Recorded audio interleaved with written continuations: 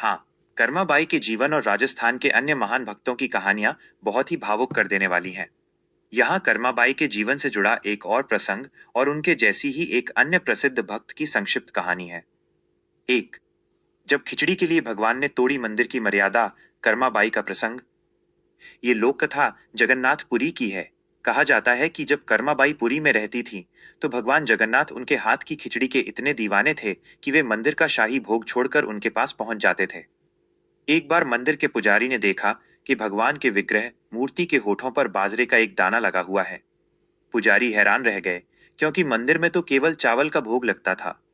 उसी रात भगवान ने पुजारी को दर्शन दिए और कहा, पुजारी जी, मेरी माँ कर्मा ने आज खिचड़ी में घी ज्यादा डाला था और वो बड़े लाड़ से खिला रही थी, इसलिए मैं खुद को रोक नहीं पाया।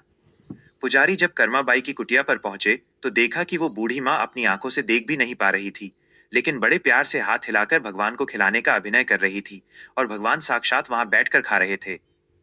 2, भक्त धन्ना जाट की कहानी, जब पत्थर ने भोजन किया। कर्माबाई की तरह ही राजस्थान के एक और महान भक्त हुए धन्ना जाट।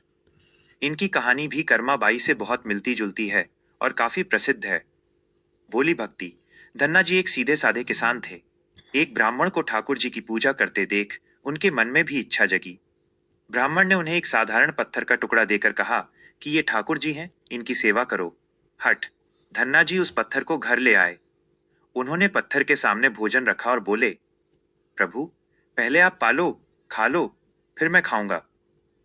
कर्माबाई की तरह ही धन्ना जी भी कई दिनों तक भूखे बैठे रहे, क्योंकि पत्थर भोजन नहीं कर रहा था। साक्षात दर्शन। धन्ना की निस्वार्थ भक्ति और हठ को देखकर अंततः भगवान को उस पत्थर से प्रकट होना पड़ा।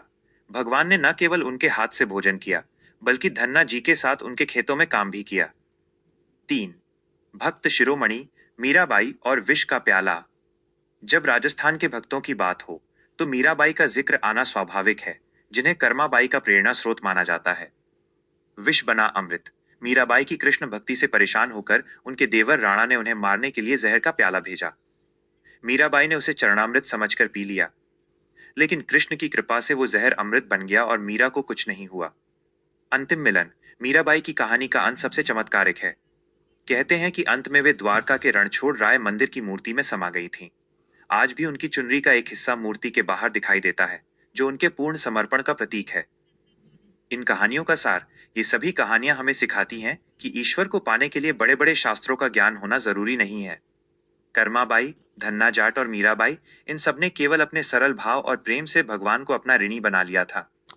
क्या आप कर्माबाई का वो प्रसिद्ध भजन मारवाड़ी भाषा में पढ़ना चाहेंगे, जो राजस्थान में बहुत गाया जाता है?